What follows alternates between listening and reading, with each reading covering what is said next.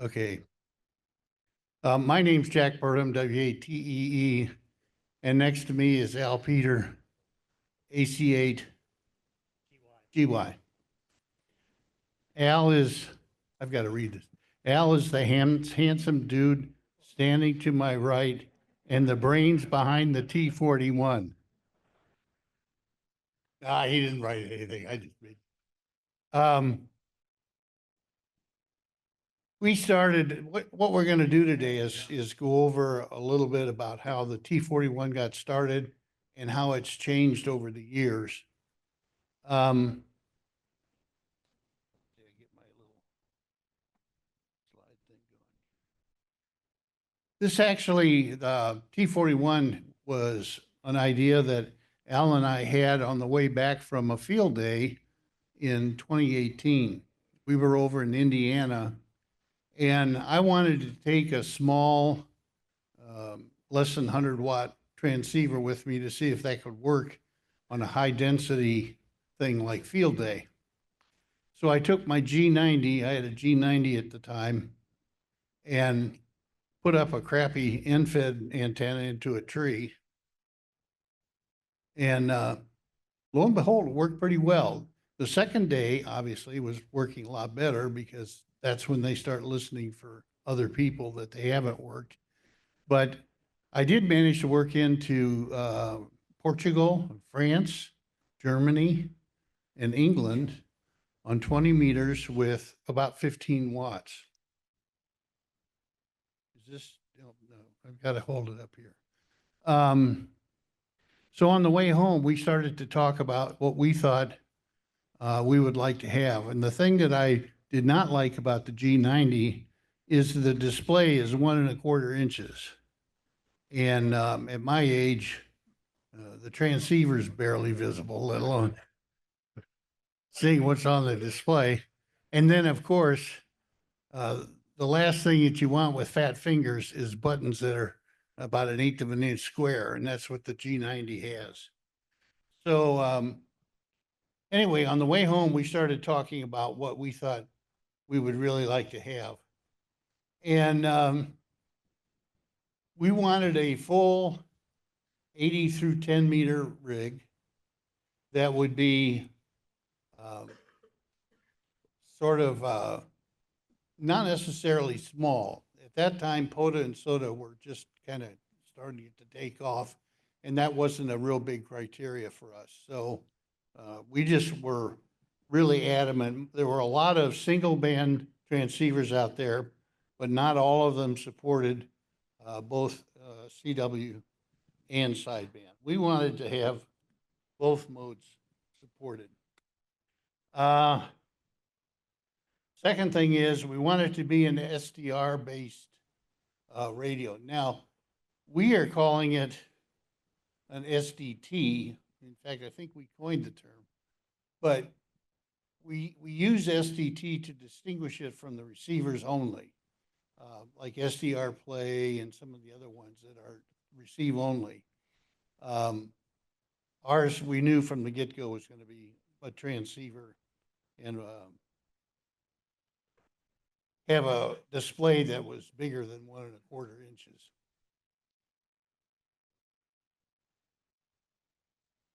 We wanted both modes. We did not, once again, think back 5 or 7 years ago. FT8 was around, but it wasn't very popular. So we weren't concerned about getting FT8 as part of the T41. It can be done. You can add it with a sound card, but we weren't that worried about it.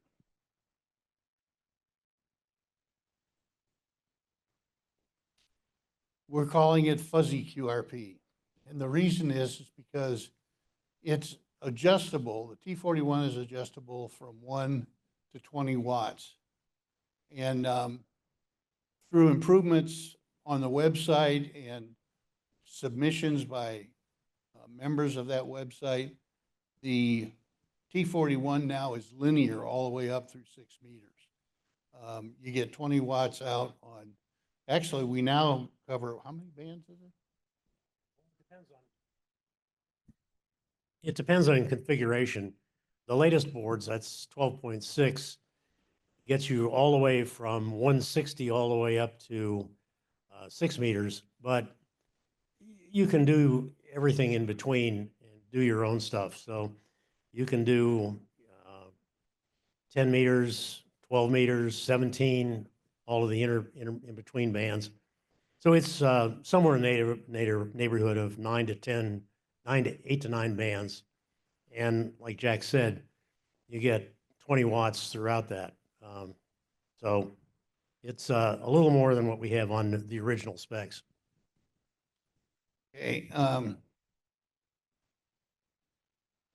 The other thing that I was pretty adamant about is that it be an SDR radio that's self-contained. The G90 is self-contained in that the waterfall display and the spectrum display are all integral to the unit. And our T41 also can be operated without any external I/O being performed. For me, that means that it's trunk portable. And what we mean by that is you can actually take the entire radio, throw it in the trunk, and go visit your cabin or relative or whatever and operate it, and it's a complete radio. You don't have to drag anything else along. So it is sort of portable, but I wouldn't want to take this thing on a POTA activation. Yeah, but I'm 82 years old too. That's not going anywhere on my back anyway. I can't read with that. Cost. This was a big thing with me. I wrote an article for QST back in 2016, I think, and I took a 49er. Remember that little radio? And what I did was I added a VFO to it. And this all came about because of something that happened at our GOTA station at Field Day. We had a 13-year-old kid who found the GOTA station, and he was just a groupie the rest of the day, and we couldn't get the mic out of his hand. He was just so enthusiastic.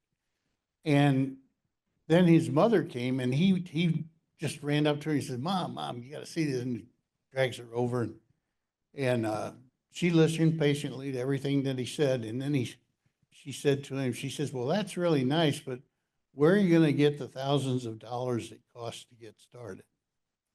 And you might as well have shot the kid. I felt so sorry for him. He was just crestfallen. So the driving force behind that article and the 49er was you could have a transceiver that worked for under $50, and it was also frequency agile. Now, true, it was monoband, 40 meters, but at least you could get on the air. So that was the driving force. Well, that carried over to the T41. I wanted this to be within a lawnmower budget. And when we started back then, I think the first betas that we built was under $150.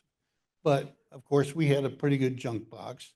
The display started out at 3.5 inches. So there were a lot of compromises early on, but still, one of the goals is to keep the cost low. The other thing that we wanted to make sure that we did was make it all open source, both hardware and software.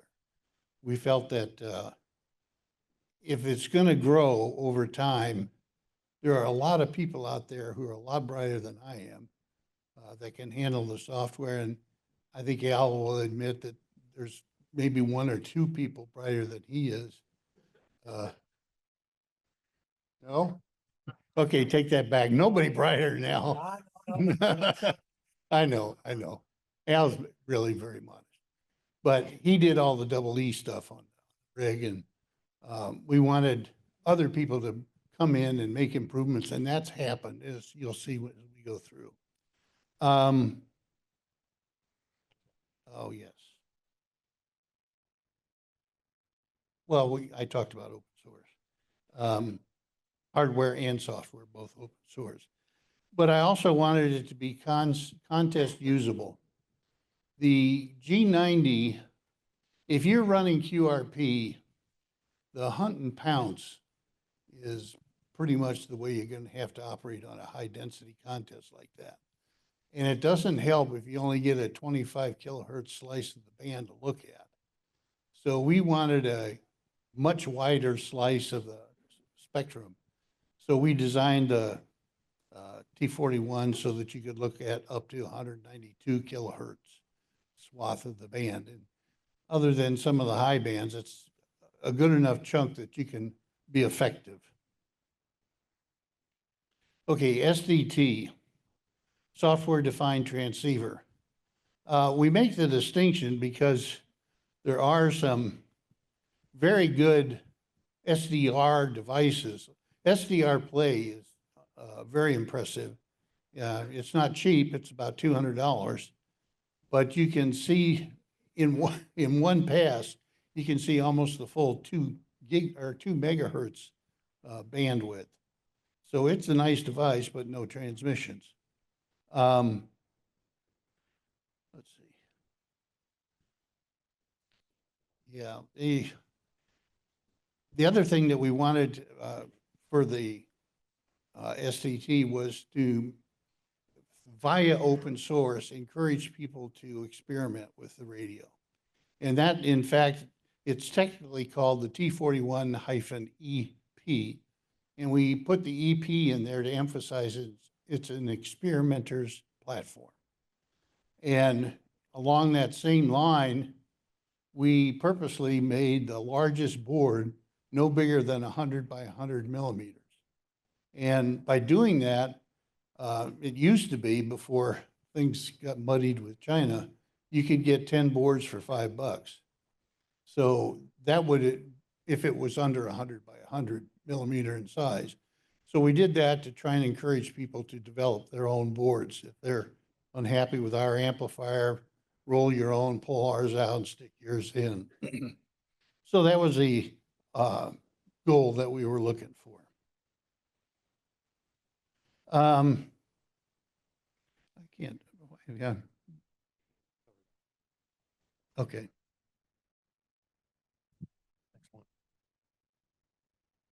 Yeah, once we decided on the design goals, we set out to see what we could do.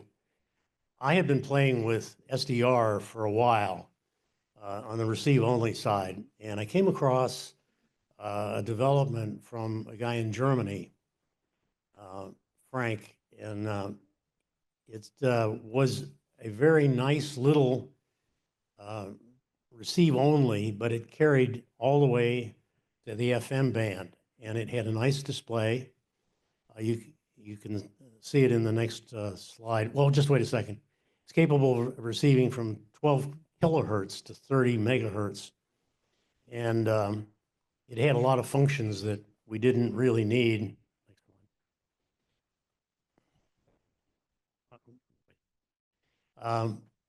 This shows the first prototype that I built based on Frank's design. You see some of the elements are there from the T41 that we have now, including the spectrum display. And he had a nice zoom spectrum that you could carry it out to about 200 kilohertz, but no transmit, and the functions were not readily available.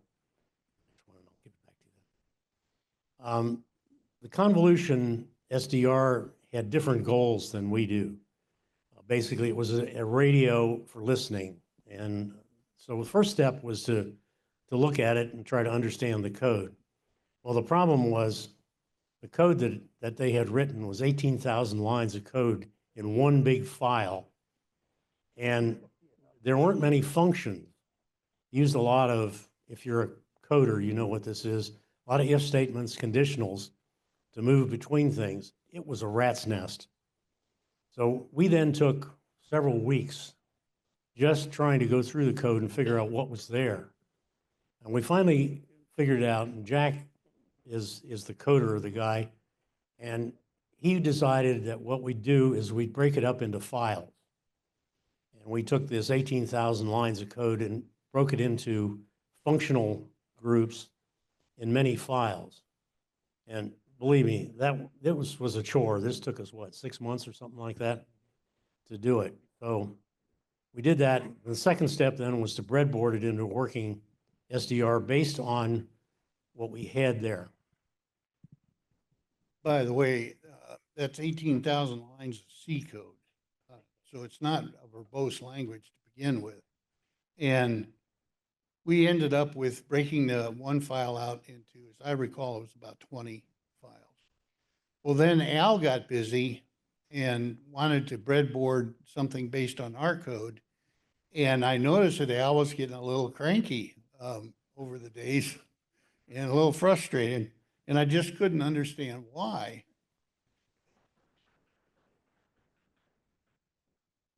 And then I figured it out. See? No, I'm just kidding you. This was Al's second effort at, it's really the first T41 EP. And a lot of the elements you can see are still in the transceiver. And if you look real carefully,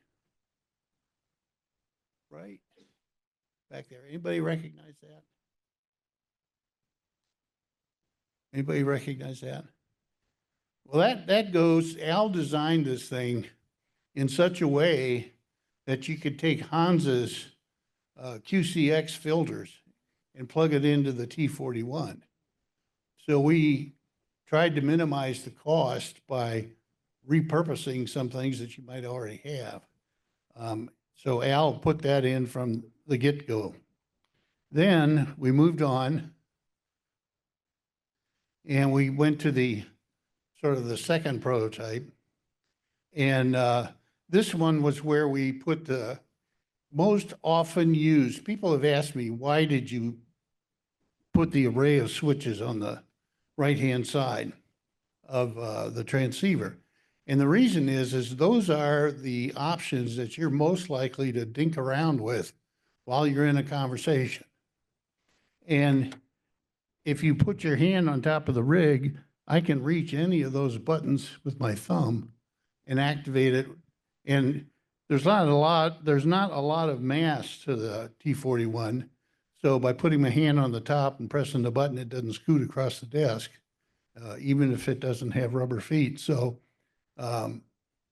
we have a menuing system then based on those push buttons. The other thing that a lot of people wanted to ding us on was, yeah, but you're going to take up 18 pins to monitor those switches. No, what we did was we used one pin, but it's a digital IO pin, and we can read the resistance value and know which button you press. So analog, yes. So there's only one button press being read, but we can read all 18 with one pin. So there's another menu system that we'll get to that is for more complex choices that you might wish to make. Then, the next thing people requested, we talked to more than just the spectrum. So we added a waterfall display. And as you see on this one, this is a later prototype, version 10.11. We also added an audio display. So this is an audio spectrum. And we have down below the audio spectrum, we have a summary of what the major functions are, where the state is. Things like the noise reduction, notch, the CW decoder, all that stuff, and the volume settings. We kind of evolved now to, in this case, we have 18 push buttons, and we have another menu system that Jack will talk about in a minute. And this is what you see up here in front of you now. So this is the version 12. We went to a 7-inch display. You can put a 5-inch. You can also put a 9-inch if you want, all with the same software. You got a custom case. In this case, in this situation, it's a 3D printed case. The STL files, STL files are all out there. You can print it yourself. Or you can buy from a couple of places now, cases that you might fit into it. And there's one commercial case that is being sold for this. So the other thing that we did along with all of this, and Jack hasn't mentioned too much about this, but we decided to document everything that we were doing. The documentation has come in the form of a book. It's about 550 pages of stuff. And it talks about not only the T41, but also all the theory and background of software-defined radios and digital processing for this kind of thing. We don't have a lot of math in it. We reference that somewhere else. But if you want to know how to use the tools that are out there to build your own, we've got all that in here, including how to design the filters, how to use the software that's out there, the libraries. And we also have a description of building the T41 in a lot of detail, along with performance and functions and everything else that we put in it. So the book is really the user manual plus.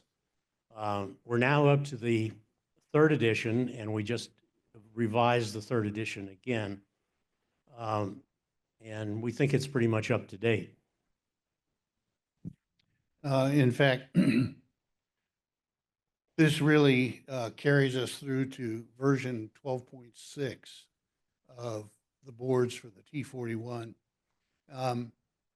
The other thing Al didn't mention about the book is a good part of it is the discussion of signal processing in general, digital signal processing.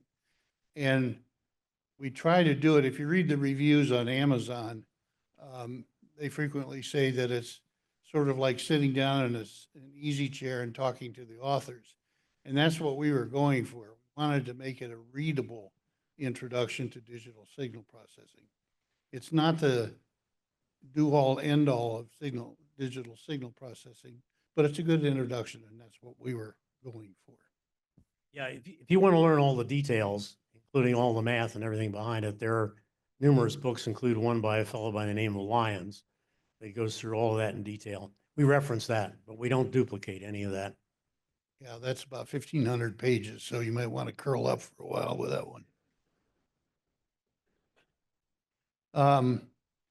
We wanted to also bring in people from the outside to partake in the development of the T41, so we created a website that's called Software Controlled Ham Radio.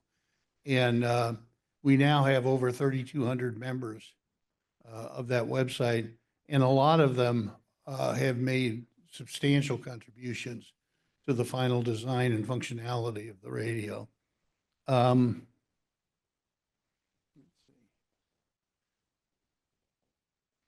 Yeah, I've said that we've got quite a few members now, and we've got to single out some of them because some of them have done a lion's share of improvements in the radio. One of them is Dr. Bill Schmidt.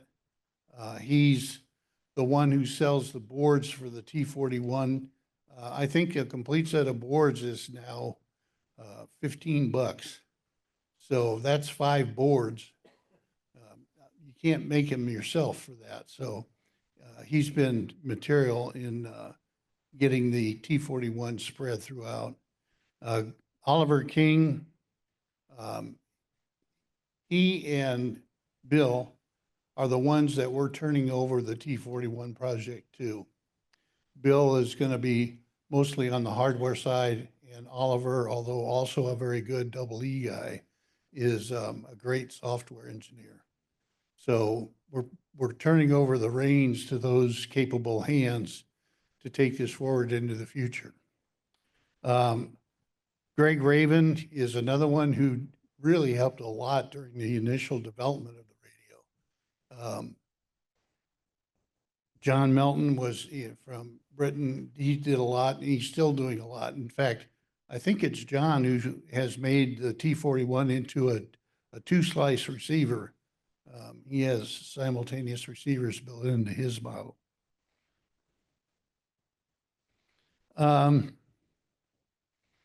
Yeah, I can see that, but I don't know why. Yeah, originally, we envisioned the T41 as a platform for experimentation, and this really has happened in spades. Um, there are a lot of people who have made suggestions. So based on those inputs from us, we migrated from the design at version 11 to 12.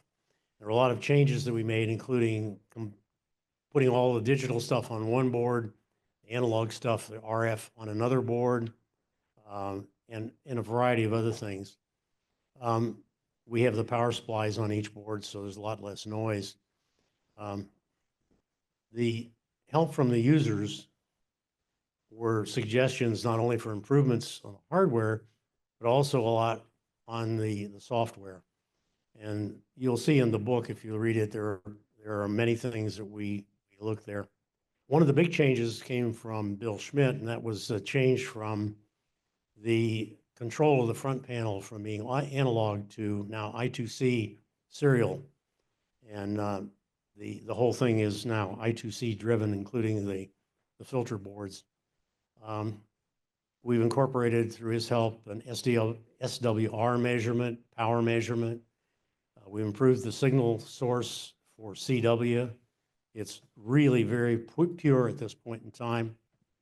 The RF filters are all improved. We have a bandpass filter in addition to a low pass on the outputs. And there are numerous different software changes, including from one of the guy's numerical input for the frequency. Calibration routines were improved. And we're going to talk a little bit about some of that. And what we'd like to give you is just a little bit of a notion of the complexity of this radio. It's really a combination of hardware and software. We've defined it, back to, quite finished there. We've designed it so that a lot of the functionality, or most of the functionality, is in software, so it can be changed readily. You can change the filters, you can change things, you can put in digital processing if you want to, it's open source. On the next couple of slides, what we want to do is give you a notion of the combination of the hardware and software. I'm not going to go in through this in a lot of detail, but the software functions, like on the first one here on the receive processes, are highlighted in yellow. The rest of it is hardware. And you can see from that, just from the bulk of things there, software is really the major part of it. So we do things like zoom FFTs, so you can take the display and you can go from a slice that has just about the width of the FT8 total band all the way out to 200 kilohertz.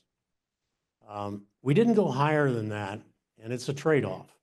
When you build a radio like this, there are trade-offs all over the place. One of the trade-offs was cost.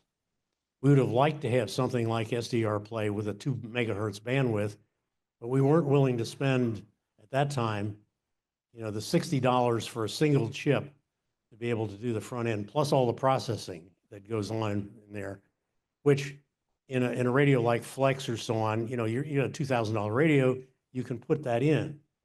We went with a lower cost approach, but it limited the bandwidth. On the other hand, it's quite usable because, for instance, on 40 and 20, you get about half of the band that you can look at, or you can look at almost the entire band on the 200 kilohertz. But usable, you can look at about half of the band at a time. 10 meters, and not quite so much, but it's still usable, and you can find stations quite readily because they show up on the wider bandwidth. We've got things in there like active noise control, notch for signal removal. We have the 3 noise filters that are all digital, and there's stuff in there that you can't do in analog, but you can also change things, and that makes the software-defined approach really very viable for building an advanced radio.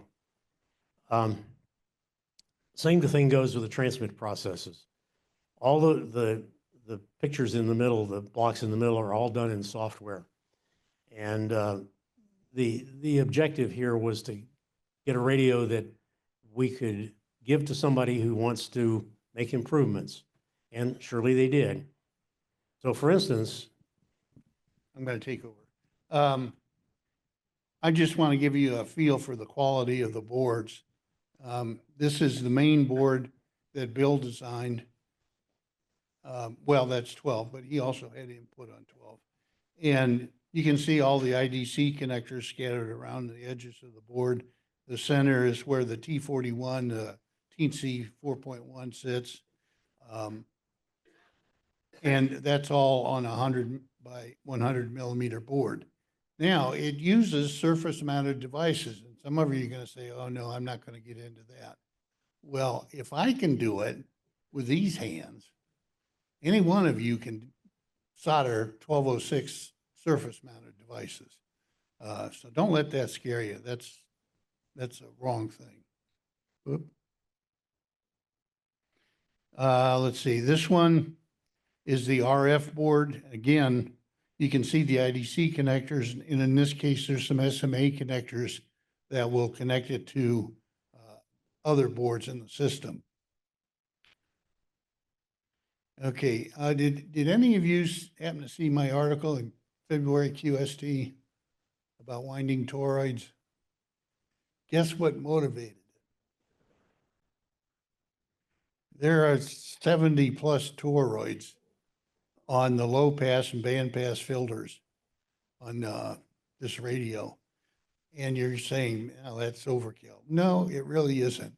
It makes it a very damn good receiver. And we thought that a little pain and suffering on the front end is going to yield you great benefits in the long run. Here again, these are boards that I wound myself. If I can do it, anybody can do it, I think. So don't let that scare you away either. Bill designed, well, let's back up. Al designed a 20 watt amplifier, but it was based on the RF I-510. And that is not a linear device. Power drops off as you increase the frequency. But it's dirt cheap. You can blow one of those and you're only out $1. Well, we euthanized many 510s along the way. One of them blew up. And I mean, one of those pieces went by my head at the speed of light almost. And I had my glasses on. I'm glad I did. But then Bill took it over and developed this board. And this thing is we haven't killed anything on this one. In fact, it's indestructible. Yeah, Bill has, he's put a brick on a key and run the power into a dummy load, gone away for a 2-week vacation, come back and still cool as a cucumber. One of the questions that was asked about, is this overkill on the filter boards? In conjunction with Bill's linear power amplifier, we now have specs on the transmit that are better than the requirements from the FCC. We have on the order of 50 dB signal noise ratio. That is the adjacent channel stuff. It's suppressed that much. And the harmonics are down like 60 or more dB. So not only is this a small and affordable rig, it's also high performance.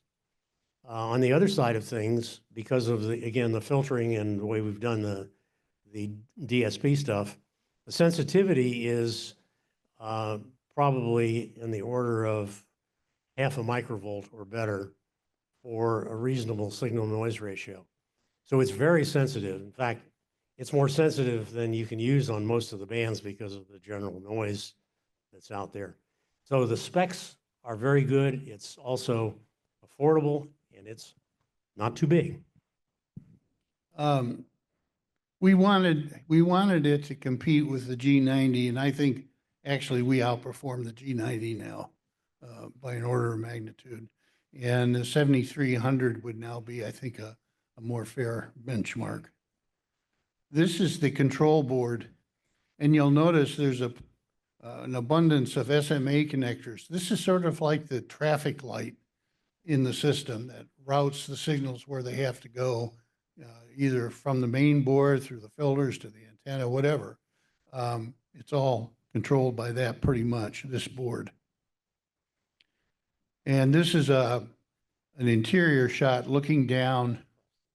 Yeah, it's a little compressed. And this one that's on the screen has a 5-inch display, and Al's has a 7-inch. So the case is a little bigger on the 7-inch as well.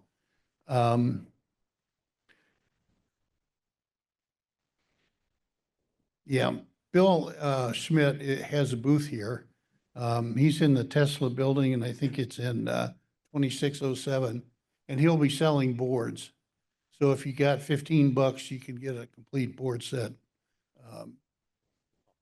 Unpopulated, yes. Justin Georgie, AI6YM, has a complete kit.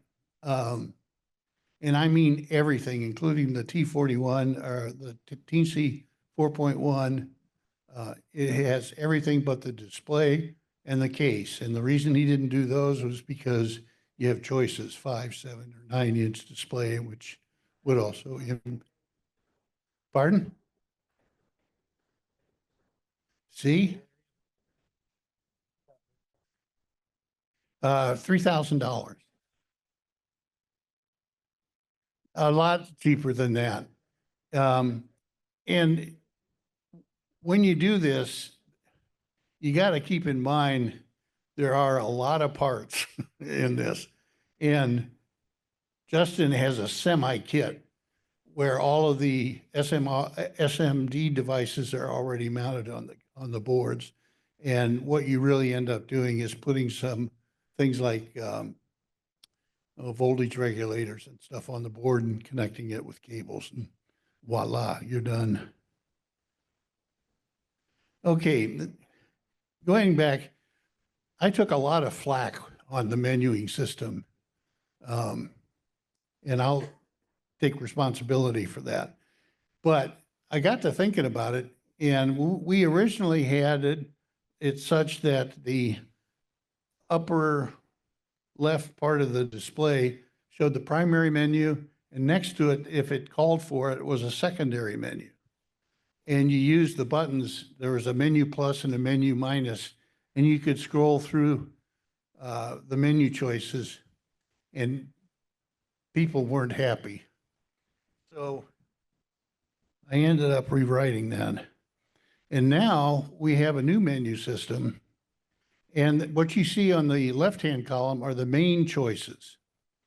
And right now it has the Bodie plot highlighted. And then on the right column are the sub options. And which one is highlighted right now? Offset. And you can see the pink field at the top. That's where the secondary menu used to be. But in this case, since you have to enter a parameter, we go back up to that line and let you enter the parameter. Jack mentioned the Bodie plot. In addition to the main functions that we have in the T41, we also have a few really nice additional functions that we put in. Jack wrote a piece in there, which you'll see in a minute, called bearing. And what this does is allow you to put in the QTH of whatever the country is or wherever you are. Yeah, the prefix, and it'll come up with a nice display that shows you where the beam should be pointed.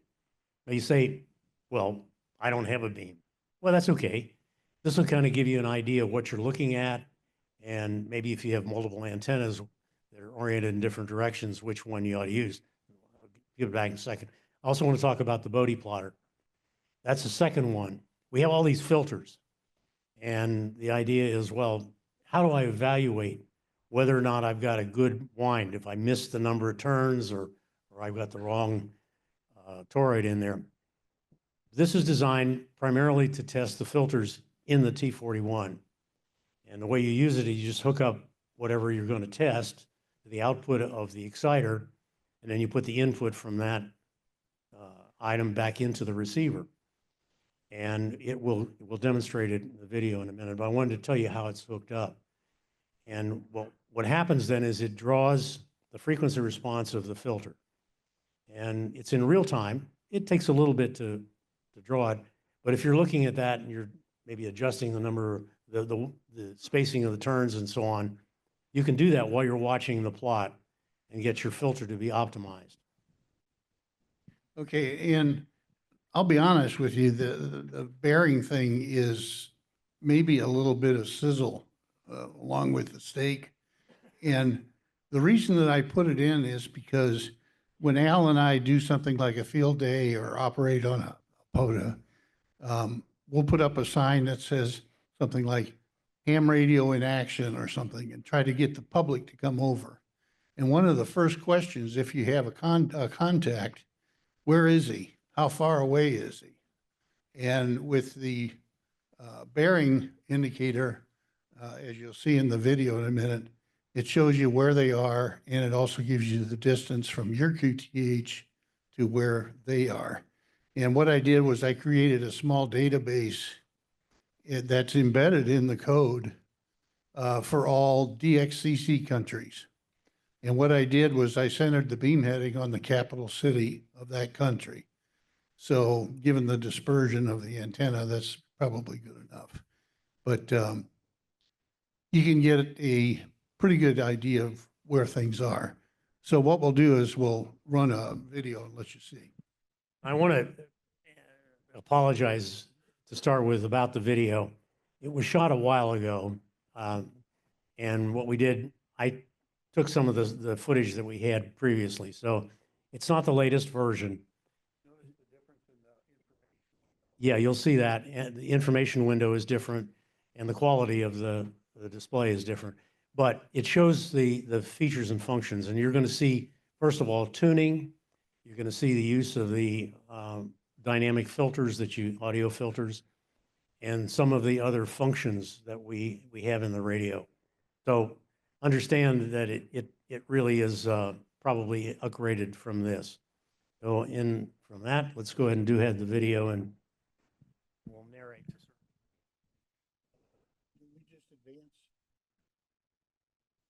Oh, worked.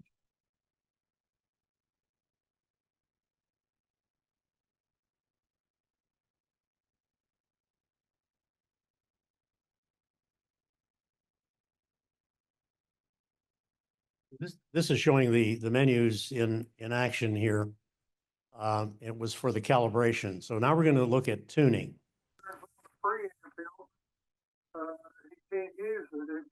Audio. There are two tuning modes. There's a center tune where you change the display. And then there you can move within the display with the receive box that you see in the middle. This is the fine tune.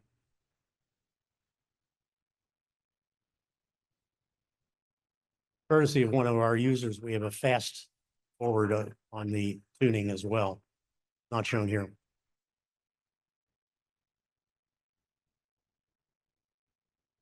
I do a lot of VHF. Blue bandwidth corresponds to. This is the audio filter setting. You get. We're changing the filter.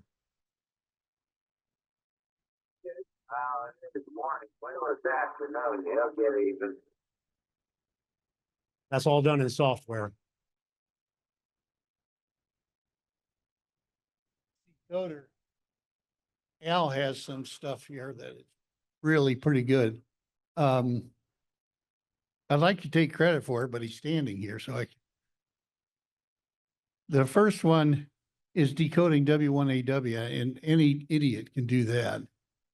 But watch later when we switch over. And also it's adaptive coding. It only takes 1 or 2 seconds to catch up if they change the speed.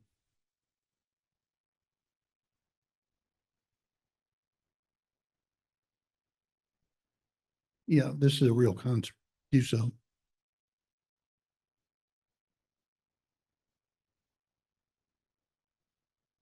Yep.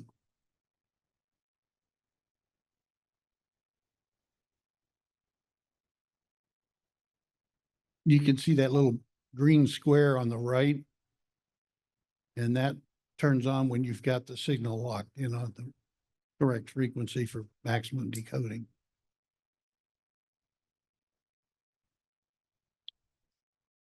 So a learning tool. We think that a decoder can help people learn code as well.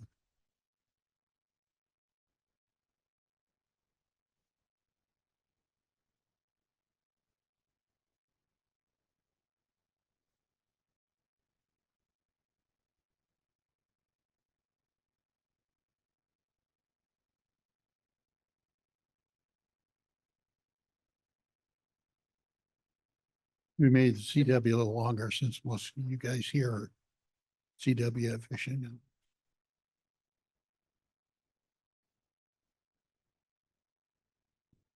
We have a bunch of things built in, like an equalizer on the receive and an equalizer on the transmit. You can set it dynamically here.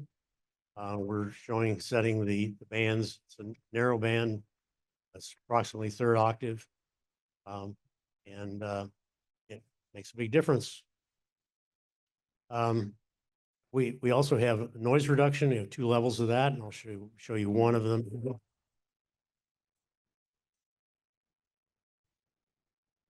Noise on.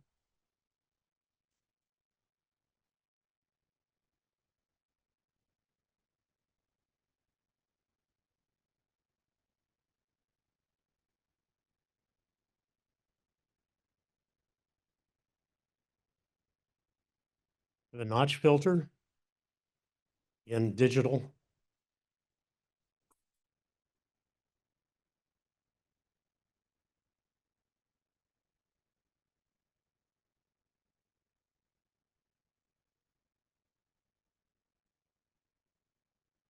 Notch filter is adaptive. So if you change frequency, it changes too. This is the Bodie plotter. First, we're showing a low pass filter.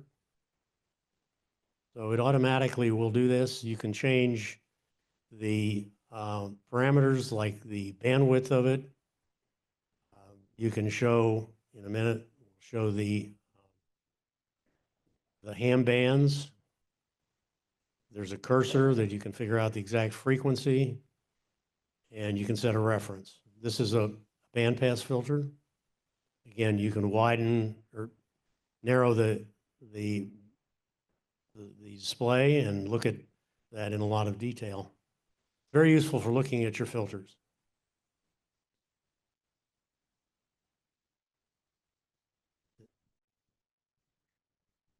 Okay, this is the bearing feature that I talked about. You can select your QTH and you can select multiple QTHs. And there's a place on the website that will send her a map based on the QTH. And now if you enter a prefix and you see the letters that are used to navigate the keyboard, you type it in and press it, and it gives you a plot, and it tells you the bearing and also the distance to that actually country. Okay, I think that's it. Click again.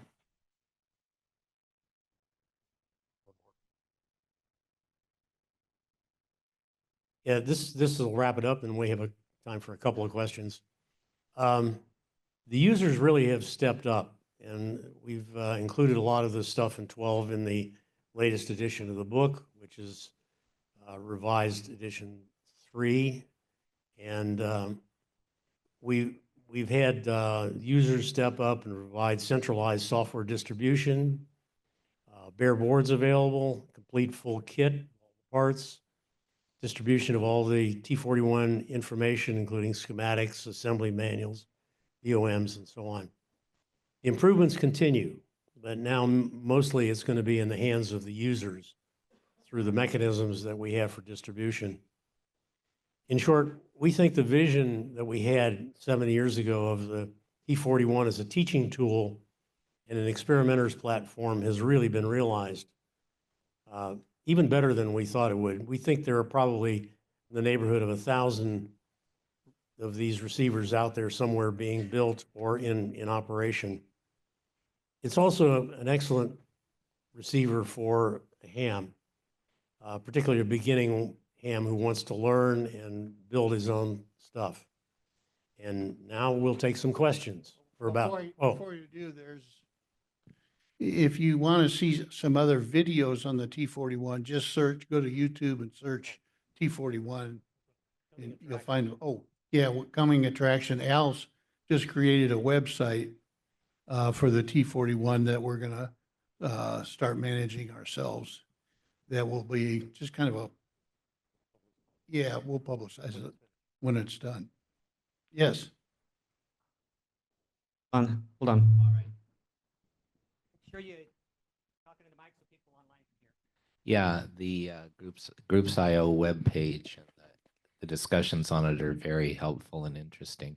I wanted to ask, and I'm going to focus it on annoying, not intellectually complex, technical problem that you had with this project.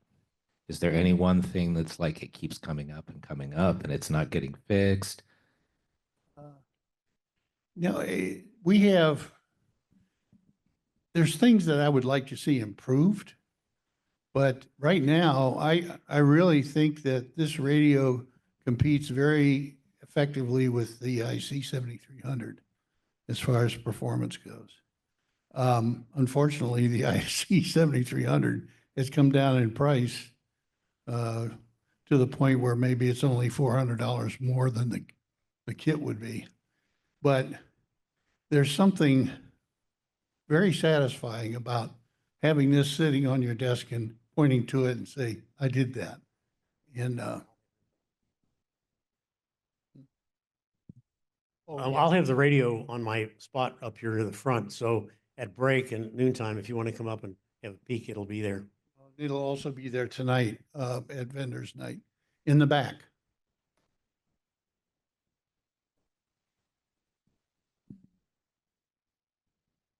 I think I can hear him.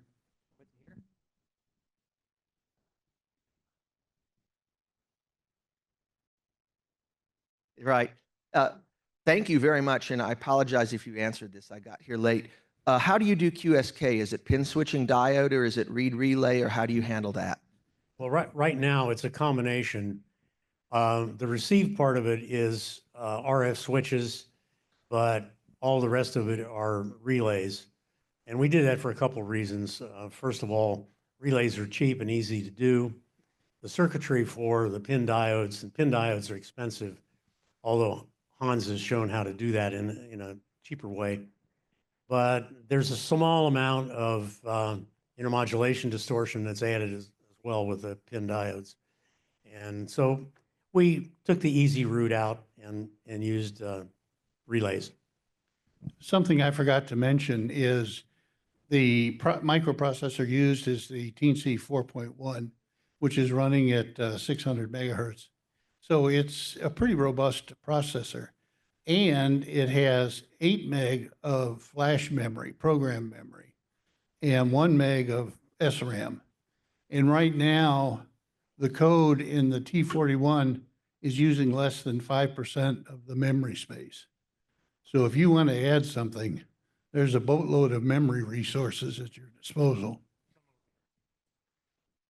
We've got one online question real quick from Jim, November 4 Kilo Hotel.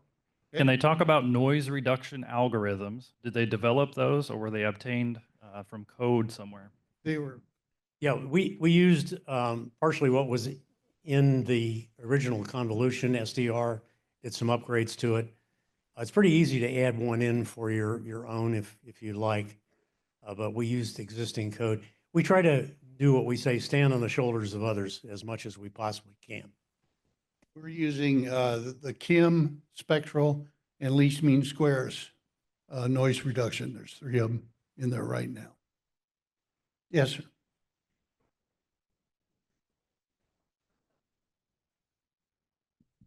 Well, originally when it was designed, Frank, he asked what's different about convolution SDR.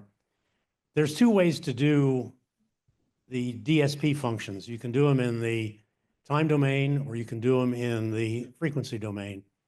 And some of the things like the real-time filters are best done in the time domain, and this is where the convolution comes in. Basically, it's better at resources, does the same job as you do for FFTs, but it frees up the resources. So we just kept that. We took the title out of it, but convolution refers to the real-time processes in a couple of places. Okay, that's questions for this morning. We're going to try to stay on schedule. Jack and Al will be available tonight at vendor night for questions.